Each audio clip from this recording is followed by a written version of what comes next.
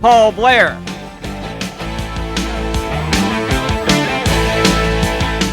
Good evening, everyone. Thank you for joining us, and welcome to the Bob Simmons Show. In a classic Big 12 battle, it was marked by two furious second-half comebacks. The Cowboys suffered their first loss of the 1997 football season. 51-50 was the final as the Missouri Tigers hung on to win in double overtime. And with me, the head coach of OSU Cowboy football, Bob Simmons. Coach, disappointing loss, but a tremendous second-half comeback. Well, it was, Paul. If you can take anything from losing, and again, you don't like losing any kind of ball game, but the way the football team came back in the second half, I was very pleased with that. We came up short. We came out a little bit flat the first half and didn't execute the way we wanted to, but we talked about it at halftime, and it was good to see some of those kids step up and play the way they did. Well, let's get right to the action because there are lots of highlights, lots of scoring going on. Kind of an ominous day, cloudy, cold, and at times some torrential rains, but the Cowboys take the field. And we're going to pick up the action in the second OSU possession in the first quarter. Coach, for the first time this year, we lose the opening coin toss. Yeah, I'm not superstitious at all, but our kids came out and really played not as well on the first drive. We got Tony Lindsay on a quarterback scramble play, and we were slipping all day. Here we come with reverse to RW, and does a great job of beating the one guy here and getting down to the end zone for us to go up 7-0. Well, tremendous execution on the reverse as we see RW, good blocking out in front by Josh Henson as RW goes 56 yards for the first touchdown of the day. Tim Sidness will come on to add the PAT, but Coach, haven't seen that one this year in the playbook. Well, that's something that we've ran probably 2 or 3 times all year, probably with different personnel. We run the same play with Willie Grissom, which has happened running in this particular game with RW. Well, after the touchdown drive by the Cowboys, Missouri comes back with a touchdown pass of their own from Corby Jones to Eddie Brooks. But I tell you, here we got a real ball breakdown in communication in our secondary where one of our corners should have been in the flat area, and when you have confusion back there, it leads to mistakes like that. But our kickoff return team really did a nice job of giving us great field position. We started at the 40 here, nice inside run by Nathan. I think it was about 10-yard gain here. We come back with a pass play to Alonzo Mays for a first down. He had an exceptional ball game, I think with about 6 or 7 catches for 126 yards. But it was good to see Tony just sit in there and throw, and Alonzo was a big target, big catch, and he's putting that ball away. It takes about half their team to get him down. Well, he is a big target. Cowboys on the move here late in the first quarter. Again, Nathan Simmons. Nice drive. Knife inside. We'll call our Teddy play running. Good blocking at the point of attack with our offensive lineman. It stalls, and you can see Tim's going for a long field goal here. And had he not slipped down, he probably would have gotten extra footing in that. But we decided to go with that field goal because we had the win on our back. It wasn't successful. This is a scramble by Corby. One of the things we wanted to try to do in this ball game was to try to keep Corby Jones from making plays like that. And he's an excellent athlete, and they're trying to pound the ball inside. That was one of the better plays by our defense. And again, we can't let him get outside here. We got busted coverage again in the secondary, and it leads to their second touchdown. Well, 14-7 is the score, and RW on a kickoff return, but one of the few turnovers that we've had this season. Yeah, he really hadn't turned the ball over in the 3 years that he'd been doing that. But when you carry the ball out like that, Paul, there's a chance of getting the ball knocked out of your hand and stripped, and that was unfortunate. But the defense came on, and what we were really trying to do was just hold them to 3 points. It was a great effort by the defense in this series of coming out and not letting them have a touchdown. Nice inside play by Jack and Jamal Williams, and we tried to block this, but we held them to 3 points. And when you get a sudden change situation like that, that's what you want to happen. It started to rain real hard here, and that was a big throw from Chris to Alonzo to really get us good field position driving down the field here. Coach, the decision to pick Chris Luca in at this point just to mix things up or try to energize the offense? Well, now, Chris was slated to go in the second quarter anyhow, and it was part of his rotation, and he came in and made some good decisions. This is not a good decision because he's trying to force the ball inside to a receiver, and his read should have taken him backside. And when you make mistakes like that, one turnover, this is a mistake off that turnover. We had poor coverage and secondary play back there, which led to really 3 passes in the first half, which was not indicative of how our defense has been playing. Well, it wasn't the greatest of first halves, but it's a exciting second half. You won't want to miss it. We'll be back after this timeout. Welcome back to the Bob Simmons Show. Well, Coach, 24-7 at halftime. Obviously, the coaches and players all a little bit disappointed. What went on in the locker room? Well, you know, we had coaches and players talking about what kind of second half we wanted to play, and I just challenged the team that, listen, I'm going to judge you how you come out and play this half, and that was the most important thing. And you see, we come out the second half, and we've been making these plays the whole ball game, and this is a great catch by their receiver, but that was Kevin Williams that went up. And here, option assignments, we had one guy that's supposed to have the quarterback, one guy supposed to have the pitch, and we had to break down at a point of attack where both guys ran the pitch, and that's something that has been hurting us. And this is a gut check time. We're down 30-7. The team continues to fight back. This is a nice catch by Nathan, nice throw by Tony Lindsay, and our offense now is really starting to move the ball. This is a nice inside throw, nice read by Tony Lindsay. Sean Love has really stepped up in these last couple of weeks and has been exceptional catching the ball, and good read by Tony and good throw and catch. Sean Love, the John Marshall Jr. with 2 receptions for 95 yards and 1 touchdown on the game this weekend. And as you mentioned, Coach, Tony Lindsay had a pretty efficient day throwing the football. Well, he did a nice job throwing the ball. It puts us in good down in the red territory. Nice inside run by Nathan, and then we run an inside ISO for a touchdown. And then we decided to go for 2 points. That's what the chart says. Good blocking at the point of attack, and we come out and make that, I think, 15-30 at that point in time. A 6-play, 76-yard scoring drive took 2 minutes and 50 seconds off the clock. The 2-point conversion by Tony Lindsay on the keeper is good, and now it's 30-15. Up to the defense to come up with a punt or a turnover, and they come out and respond. Yeah, our defense, I think, went 5 outs in the second half, but starting to play a little bit better. You see guys are getting off block. It's a great tackle by Jamal. We're starting to play like the defense that we're capable of playing. The guys getting off blocks and making great hits. That's a good stick on Corby. And for a lot of that second half, that's really the defensive play. We forced him into a third down situation. Good pressure. He overthrows it and which puts it into a punting situation, giving the ball back to our offense. This is a nice third down run for a first down. We got a face mask call here, which really moves the ball further in their territory. And bootleg by Tony. He got away with this. We normally don't like throwing the ball back across your body. It can lead to bad things, but that was a good throw. And then good read, nice height on the ball, nice throw and catch again to Sean Love for a touchdown. 34-yard touchdown pass to Sean Love for Tony Lindsay. Lindsay on the day, 10 of 18, 210 yards and 4 touchdowns. This one, the decision, I guess according to the chart, is to kick the extra point, which Tim Sidness does, and it's a 1 touchdown ball game at 8 points, and it's 30-22. That's right. And our defense actually steps it up a little bit. We come out and the guys are playing a little bit harder and making plays and forcing him to make throws. And he's overthrowing it and getting a little bit more pressure now on him and forcing him back into a third down situation. The punt, 3 plays and out. Again, they basically punted the ball away from RW and kicked it short, but we still come up with real good football position. And this is a nice play, a throwback to Tony Lindsay from Joe Fears. Great execution. That's a great call by Coach Miles. Good timing on the play. And again, now we're back down in their territory on the 10-yard line. They got a chance to actually go for 2 more and tie it up. Joe sells the fake that he's going to run the sweep, comes back and throws a nice lofted pass to Tony, and he does the rest, getting it down to the 10-yard line. Great call. On a first down play, running the entire team in, the defense couldn't adjust to a quarterback being there at the tailback. Well, they didn't know exactly who the tailback was when you come off the sideline like that, and I just thought that was a good call at that point in time that puts us in field goal, touchdown position. This is a great catch by Lonzo Mays. He throws it, it's a little bit underthrown, and Lonzo goes over the top and makes a super catch.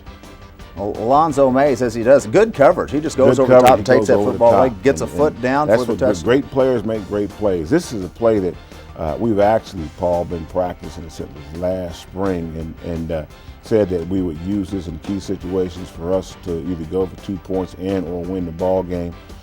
This is a good scramble on his part, but his basic read was at the top. But it ties the game up and makes it 30-30, and it's a new ball game. And now we're playing with a lot more spirit from that defense. Great interception by I think that's Ricky Thompson. He slips down, but our offense is back on the field. Our tailbacks are running hard. A nice 8-yard run by Nathan. Come back. This is a nice throw to Alonzo Mays again, putting us in position to go up at least by a definite score. This is really actually when he hurt his shoulder, Paul, on this particular play here. Nice catch and run, and the guy undercuts him right here, and as he comes down on that right shoulder, on the left shoulder right there. Well, great effort by Alonzo all day. 8 receptions, 126 yards, and 2 touchdowns. And it looks like when he was trying to stiff arm the one defender, he kind of came down. Well, when he came down on his left shoulder, this is a trick play that we put in an option pass where what the tailback should have done was ran with the ball since the receiver was covered. Didn't work out for us. We called upon our defense to really keep them down in their end zone, and this is a key third down play where we got great run support, forced them to kick the ball back out of the end zone, and we actually got pretty good field position. He kicks it away from RW, and we're going to start this attack at the 50-yard line, 49-yard line, and again run back inside. Almost broke this play here, but a 9 and 10-yard run by Nathan. Back inside. This is a tough, aggressive run. Our offensive line is doing a good job of coming off blocking. This is Jamal Fobbs running tough inside. And we're basically moving the ball 4th and 1. We decided to go for it. Good call in here. We gained 5 on here. We wanted to keep that driving line, keep the drive going. This is a nice, Alonzo come back in. Alonzo's hurt at this point in time, but he still guts it out, comes back in, says he can go. And you see he doesn't reach up for that. He cradles that ball. But that's a great courage decision by him, and it puts us in position to go up 37-30, and now it's up to the defense to really try to win this game with about a minute and I think 47 seconds left in the ball game. 12-play, 51-yard drive. We're on top, 37-30. Coach, the last play that Missouri has in regulation to tie the game. Well, I tell you, it's a heck of a throw and catch by them. We should never get beat deep when there's only 25 seconds left on the ball, on the clock, and we just got to be smarter than that. But they make the play. We didn't. We go into overtime. They win the toss. They elect to defend first. That means we go on the offense. Nice swing call to Jamal Fobbs, and we score right off the bat coming out, and now we kick the extra point, and we're actually up. Now it's up to them to really try to match that. And normally when you get in the red zone, your defense try to step up, but they moved the ball down, got it in close, and went in, and we traded touchdowns, and so we go back into a second overtime situation where actually it's our decision. We elect to defend this time, and again, they go right down the field and score. And so when we have the opportunity now to either score the kick or score and try to go for the win in the ballgame. And as we see, we get down. This is a third down call. It's 4th and 3 right here. This really is 3rd and 3 right here. Oh, is it? Okay. Yeah. We do a good job of actually getting the touchdown. He reached the ball into the pylons, and we have talked about the decision before we ever got into the situation that if we score, we're going to try to go for the win. And we knew exactly what we wanted to do. Had been planned for a whole year. It just boiled down to execution. And unfortunately, we got the look that we wanted, but we just didn't execute the way we wanted to.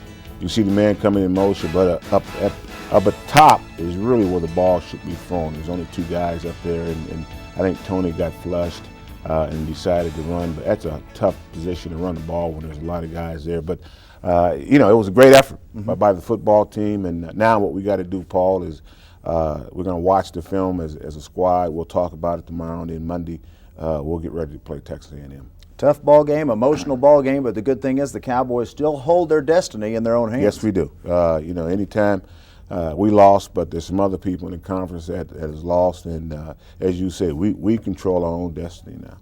Well, we'll be back with more after this timeout.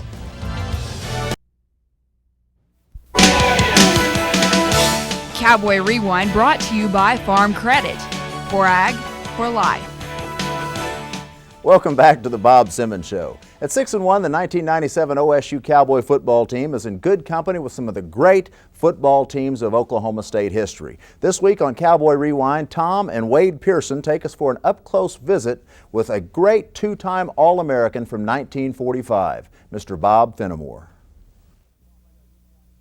Bob, I know you've got to be very excited about this story for Oklahoma State and all the excitement this football team has generated. Oh, absolutely, Tom. I think it's the greatest thing that's happened since 1945, since I got married. Bob, you know all too well how difficult it is to go undefeated week after week. You guys did it in 1945. Yeah, it was a long time ago, Tom, but yes, we did, and we enjoyed every minute of it, just like these boys are now. And I think you hit the nail on the head in terms of enjoying it. These kids enjoy it week to week. They enjoy the challenge, but they enjoy the achievement as well. Absolutely, absolutely. Well, and not only that, Tom, but they have a football coach that he knows a lot of football. He's got a fine staff, and they're passing that information on to the kids. You know, those of us who've been around you a long time have never ever heard you take credit for what went on in 44, 45. That was a golden age of football at Oklahoma State. 17 wins those 2 years. What sticks out in your mind about those two teams? We had so much togetherness. Of course, back in those days, Tom, we played about 16 players. You had to go both ways. You had to play both offense and defense. And we were just as proud of our defensive accomplishments as we were our offensive accomplishments. And I don't know, we just, I think the Tulsa game of 1944, when we beat them in a basketball score, 46-40, was probably the game that started giving us some national recognition. Oh my. You know, you talked as we were coming up, and two words came up: pride and sort of a sense of togetherness on the teams that you played on. Hey, that's true now, 50 years later. Well, I think you have to have that, Tom. Any winning football team, those are two things they have to have. And when you get dissension, when you get the offense thinking the defense are making mistakes, that's when you have problems. And they don't have them now, and that's one of the reasons. The great start, the new sports complex, which is now a reality, success across the board as far as the athletic department is concerned. It's a great time to be a Cowboy. Absolutely. And I think Terry Don Phillips is one of the reasons, Tom. He's done an excellent job along with his wife, Harriet. She's a lot more active than I had ever realized, and I think she makes a contribution. But Terry Don, his secretary Lee, they're fine folks, and they're really working for Oklahoma State University. One of 6 two-time All-Americans at Oklahoma State, a great football player, but an even better person. Thanks for the visit. Appreciate your time. Thank you, Tom. It's my pleasure. Yeah, that was good. You know, Bob Fenimore, I've had an opportunity to talk with him and be around him, and he represents everything that's good about Oklahoma State. Not only a great player, but a great person. He's got to work on his golf game, though. But, a true diplomat. You have to have a love for the sport of football if you go out and play without a face mask. That's right. I think I would have picked up golf a lot earlier if they didn't have face masks. Well, we'll be back with more on the Bob Simmons Show right after this. Welcome back to the Bob Simmons Show. Coach, a big concern on everybody's minds, what's the condition of Alonzo Mays? well, in speaking to our trainers, they're going to get a second opinion tomorrow, but it looks like possibly 4 weeks, depending upon if he needs surgery or not, and we'll find out more about it later on in the week, but I think he's going to require surgery. Not good news. Let's take a look quickly at the Big 12 standings. We see the Southern Division, Oklahoma State, still tied for first place and control of our own destiny, and we see their number 3, Texas A&M. Coach, this week at College Station. Well, and that's going to be a tough ball game. Texas A&M, is one of those schools that normally don't like to lose at home, but I think you reminded me that we went down there, we said in '83 and won the ball game. And so we got to go on the road now, and that's going to be a game to keep us in first place. Just like you said, we control our own destiny. And you see where Texas Tech is doing a good job. We're tied for them for first place. And in the North, you look, Nebraska right now is running away with it, but Kansas State is holding out hope that they get upset by either Colorado or one of the other teams. And Colorado happens to be playing pretty good right now. And good news for the Oklahoma State fans, a 6 o'clock kickoff, and it'll be on Fox Sports Net, so you'll want to be in front of your television if you don't make the trip to College Station. Thanks a lot for joining us this week, and we'll see you again next week on The Bob Simmons Show. Good night.